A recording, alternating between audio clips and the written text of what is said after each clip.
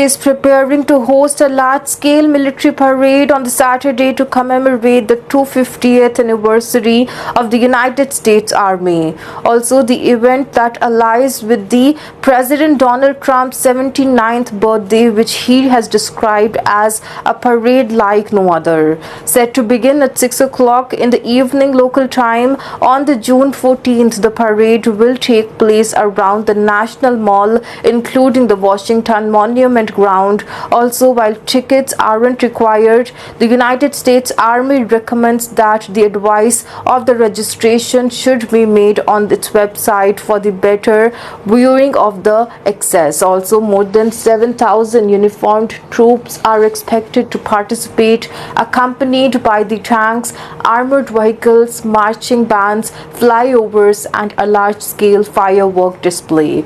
The Army estimates the cost of the festivities to be between $25 million and $45 million, with a portion earmarked for repairing city streets not built to support heavy military hardware.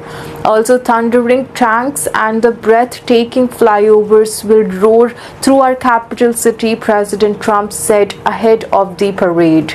This will mark the first major United States military parade since 1991, when the President George Washington, also the Bush who presided over the celebrations honoring the end of the Gulf War. Also, the event drew approximately 200,000 spectators. Previous parades date back to 1961 under the President John F. Kennedy, 1953 during the Dwight Eisenhower first inauguration, and the World War II era parades of the 1942 and 46.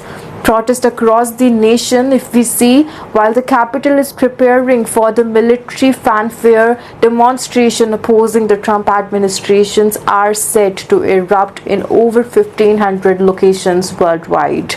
Also, the protest organized under the banner "No Kings" are being promoted also as the National Day of the Defiance by the activist group that is 50501 movement, short for the 50 states 50 protest one movement. The group website criticizes the parade as political theater. President Trump wants tanks in the streets and a made-for-TV display of dominance for his birthday, a spectacle meant to look like strength, but the real power isn't staged in Washington, it rises up elsewhere else.